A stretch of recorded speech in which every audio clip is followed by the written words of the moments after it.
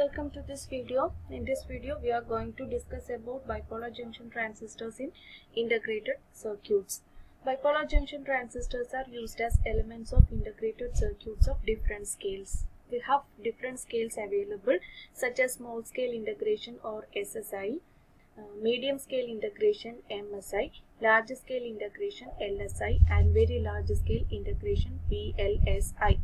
The principle of operation and device physics of an integrated bipolar junction transistor is similar to that of a discrete device.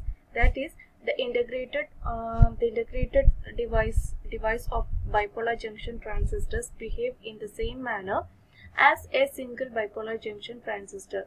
However, the integrated device has all contacts on the top of a semiconductor wafer, but the major difference is that in the case of an integrated circuit, all the contacts are on the top of the semiconductor wafer.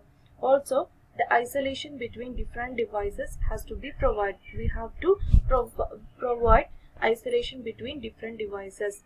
In addition, multiple transistor structures are used in integrated circuit to provide several logic inputs. Simple integrated transistor structures are shown in figure 1a and B.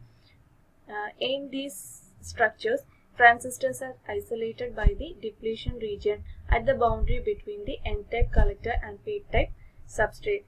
We can see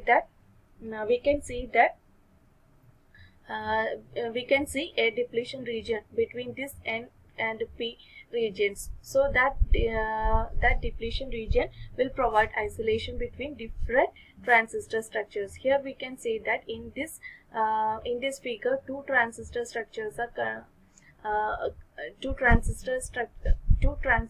used in this integrated device. These two transistors are separated by the depletion region formed between the N and P N-type collector and P-type substrate. The substrate should be connected to the most negative potential in the circuit to provide such an isolation. In order to provide an isolation, the P substrate should be connected to the most negative potential of the entire device. Here we can see that the collector region completely surrounds the base. This figure B is a in this figure we can see a top view. Here we can see that the collector region is completely surrounds the base region.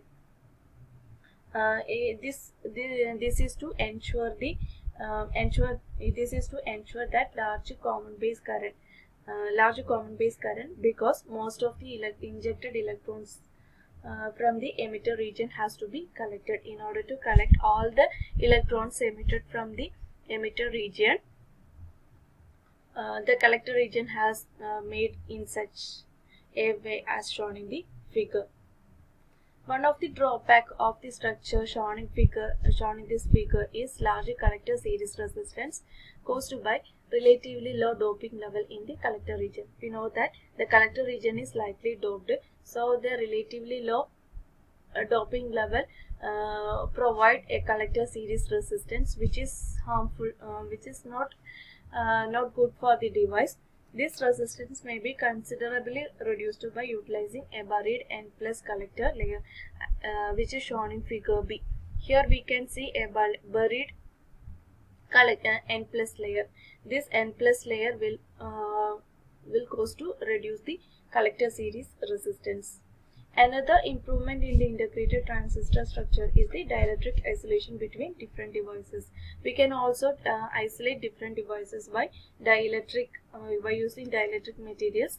This leads to a considerable reduction of parasitic capacitances caused in the structure of this structure.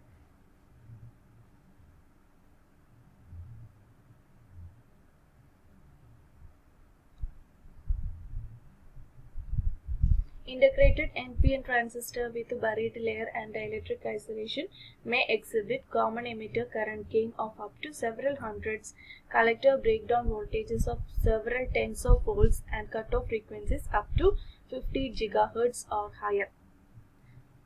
So we can improve the common emitter current gain, collector breakdown voltage, and cutoff frequencies by utilizing buried N plus layer and dielectric isolation.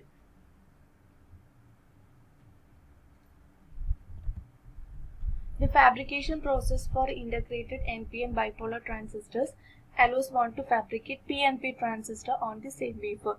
In this figure, we have seen NPN transistor structure. Similarly, we can form PNP structures also on the same wafer.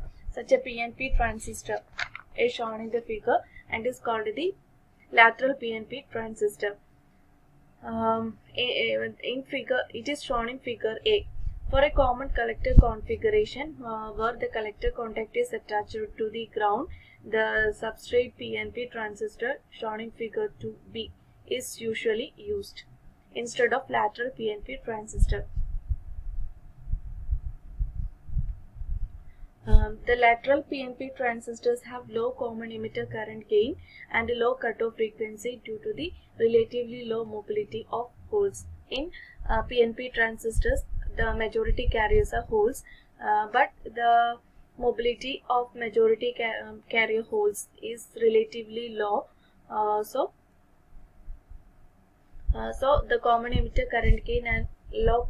So these lateral PNP structures exhibit low common emitter current gain and low cutoff frequency.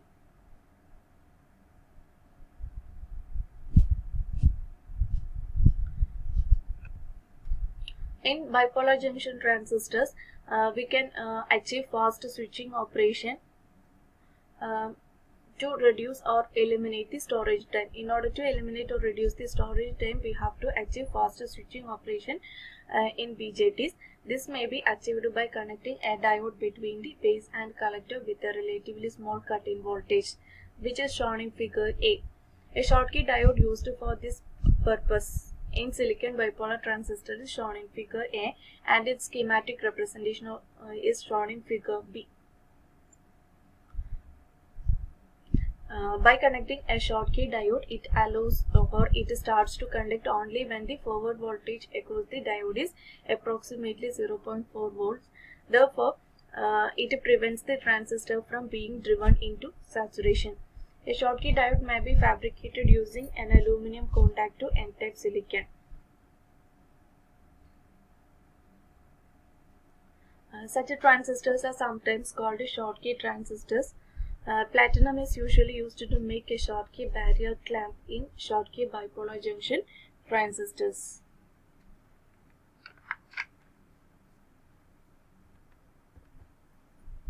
Integrated circuit technology also allows us to fabricate multiple transistor structure with several collectors or several emitters as shown in figure 4.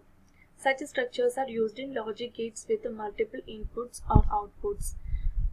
Figure A shows schematic diagram of a transistor logic gate or TTL gate, and figure B shows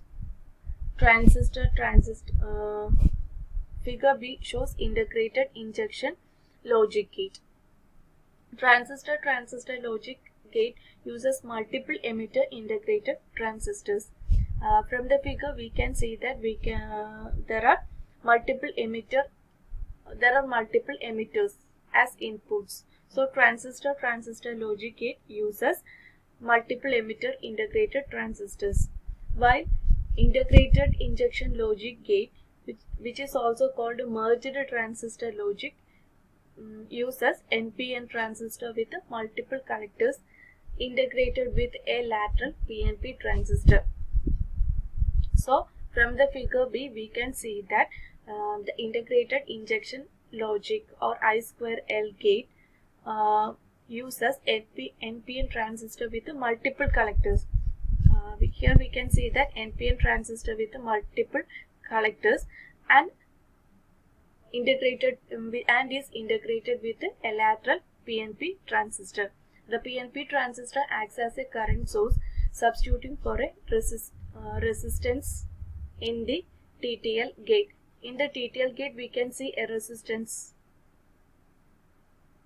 Here we can see a resistance. In order to replace the resistance, the I squirrel gate uses a lateral PNP transistor.